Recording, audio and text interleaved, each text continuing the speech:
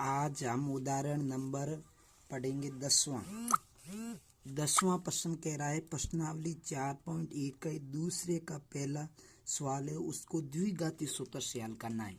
तो देखिए 4.1 का दूसरे का पहला क्या है,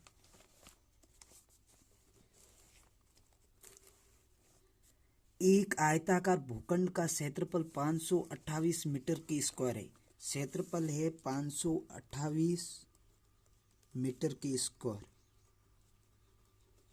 आयताकार भूखंड का क्षेत्रफल, आयताकार भूखंड का क्षेत्रफल।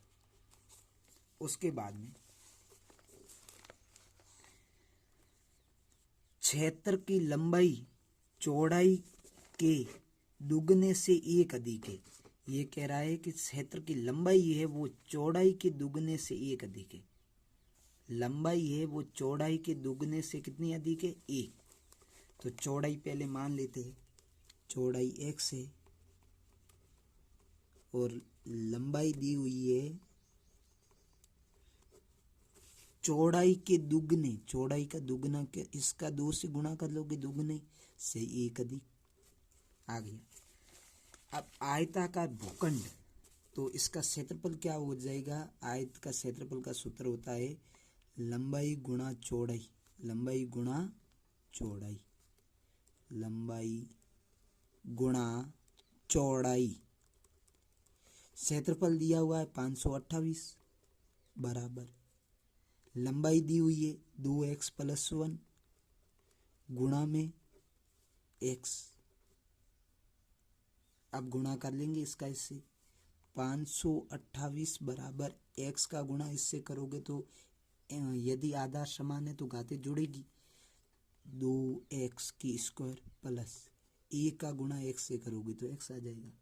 अब ये इधर पक्षांतरण कर लेंगे, 2x की स्क्वायर प्लस x, ये इधर आ जाएगा तो माइनस का 528 और बराबर में क्या बच गया, 0। अब इसको हम द्विघाती सूत्र से हल करेंगे। पहले इससे तुलना कर लेंगे, ax की square plus bx plus c बराबर 0। यहाँ a का मान कितना है, 2, b का मान कितना है, 1, x का 1 से आगे कोई संख्या नहीं है तो 1 है, और c का मान कितना है, -528। ये हो गया। उसके बाद में द्विघाती सूत्र लिखेंगे, द्विघाती सूत्र बराबर -b प्लस या माइनस रूट b की स्क्वायर -4ac/2a।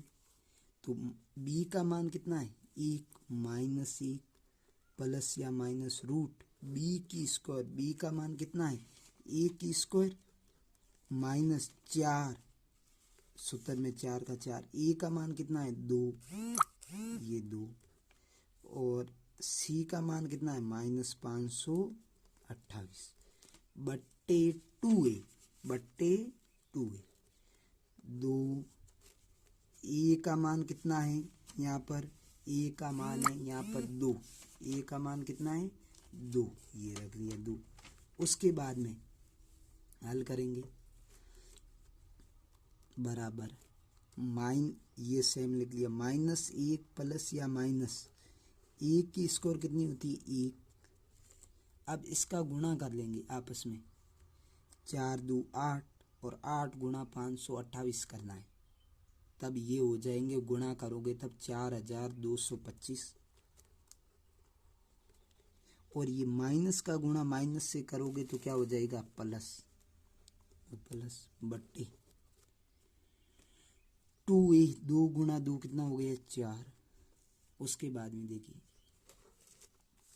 ये इसका अभाज्य गुणनखंड करोगे तब 225, तो इसमें 13 का भाग जा रहा है क्या, देखते हैं, 13 × 13 13 2 26, 13 तिया 39, पीछे बच गए 3, 13 × 13 13 2 26, पीछे 6 बच गई, 13 5 65, ये दे दिया। उसके बाद में किसका जा रहा है, 13 का जाएगा एक बार और, 13 एकम 13, 13 दू 26, पीछे 4 और 2 6, 13.65, 5 5 5 और 1, मतलब एक आ गया 13 और एक आ गया 5। तो ये बाहर निकल जाएगा। देखिए ये गुणा किया तो ये 4225 नहीं हो रही, 4224 हो रही, 4224। उसके बाद में -1 प्लस या माइनस ये जोड़ेंगे तब हो जाएगी 4225। ये थोड़ी गलती कर दी, गुणा करने पर ये 25 नहीं हो रही 24। उसके बाद में ये जोड़ा 4225 हो गई, बट्टे कितना 4।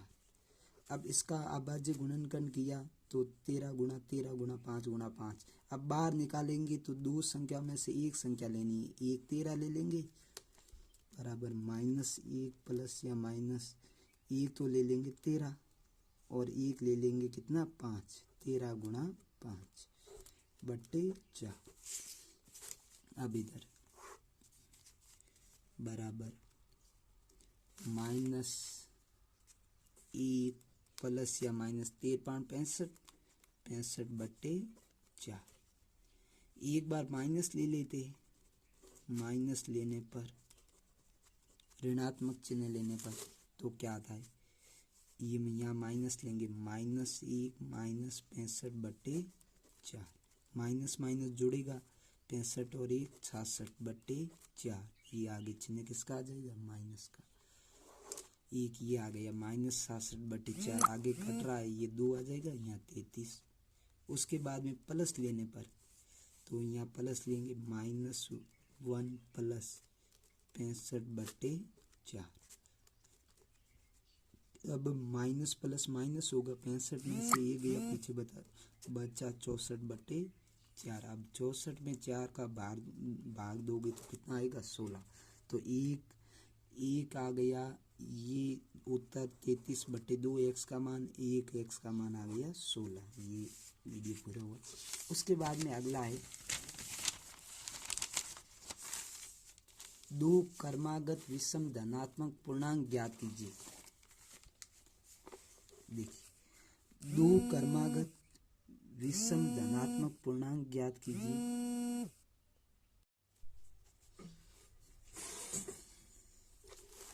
देखिए जिनके वर्गों का योग कितना हो 290 हो, ऐसे दो क्रमागत विषम धनात्मक पूर्णांक ज्ञात कीजिए जिनके वर्गों का योग 290 हो। देखिए विषम, मान लो ये विषम 1 है 3 है 5 है, मतलब दो संख्या बाद में, मतलब एक संख्या में 2 जोड़ोगे तब ये विषम प्राप्त होगी। 1 3 5 2 जोड़ोगे तो 7 2 9। मान लो कोई विषम धनात्मक पूर्णांक x है तो अगली क्या होगी, 2 जोड़ने पर x प्लस 2।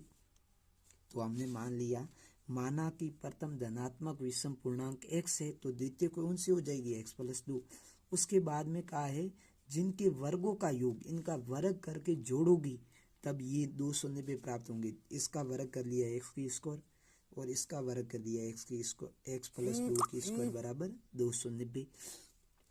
अब यहाँ सूत्र लग रहा है a प्लस बी की होल स्क्वायर वाला, a की square plus 2ab plus b की स्क्वायर। अब देखिए x की स्क्वायर का x की स्क्वायर लिख लिया, अब इसका a की स्क्वायर है ये खोलना है तो a का मान है x, x की स्क्वायर प्लस 2ab 2 का 2 लिख दिया, a का मान यहाँ x है और b का मान 2 है, प्लस b की स्क्वायर, b का मान कितना है 2, 2 की स्क्वायर बराबर 290।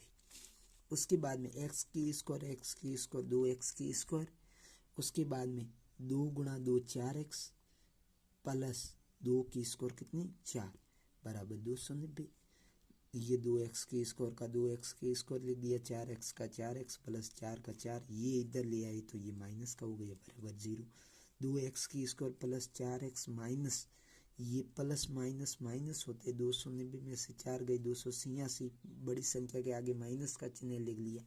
उसके बाद में इस सब में क्या कॉमन आ रहा है, 2 कॉमन आ रहा है, x की स्क्वायर यहाँ 2 कॉमन आ गया तो 2x, यहाँ 2 कॉमन आ गए, 2 का बार 1 8 में 4 6 में 3 बार बराबर 0। ये भाग में चला जाएगा तो समीकरण बच जाएगा एक्स की स्क्वायर प्लस 2x माइनस 143 बराबर 0। अब आगे हल करेंगे द्विघात समीकरण से। कौन से? द्विघात समीकरण से।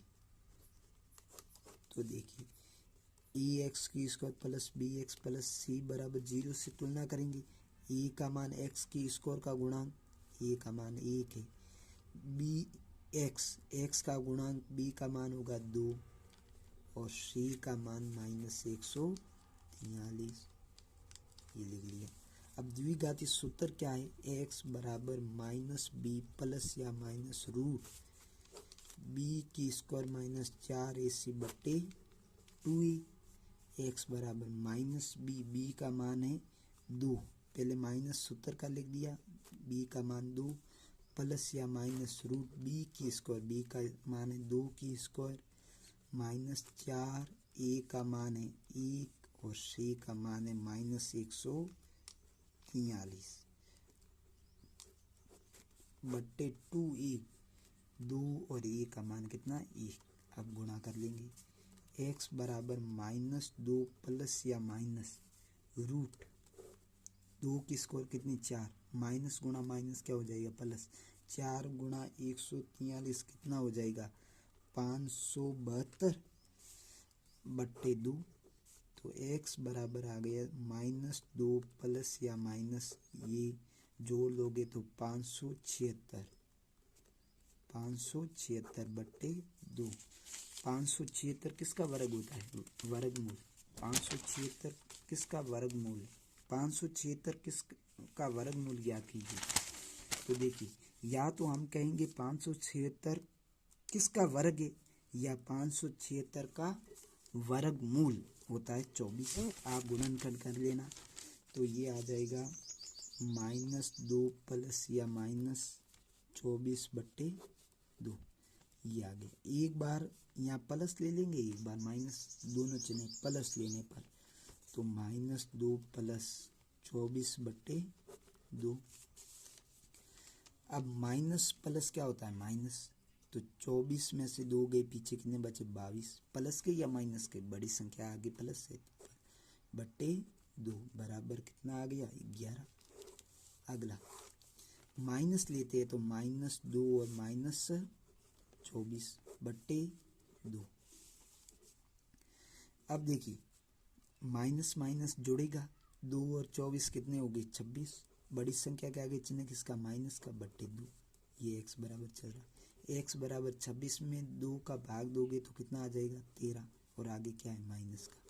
अब देखिए उसमें प्रश्न में दिया हुआ था धनात्मक पूर्णांक ज्ञात कीजिए। इसका मतलब ये तो ऋणात्मक है, ये एक्स का मान नहीं होगा। एक्स का मान कितना होगा? 11। हमने पहली मानी थी, पहली विषम पूर्णांक मानी थी वो एक्स, वो कितनी आ गई? 11। दूसरी कौन सी मानी थी? X plus 2। एक्स में कितना जोड़ना था? 2। तो एक्स का मान 11 है, 2 जोड़ लोगे तो कितना आ जाएगा? 13। पहली धनात्मक पूर्णांक 11 है और दूसरी कितनी है? 13। ये आ गई। ये नहीं गिना है, उसके बाद में ये करके आपको पूरा बताना है 11 और 13।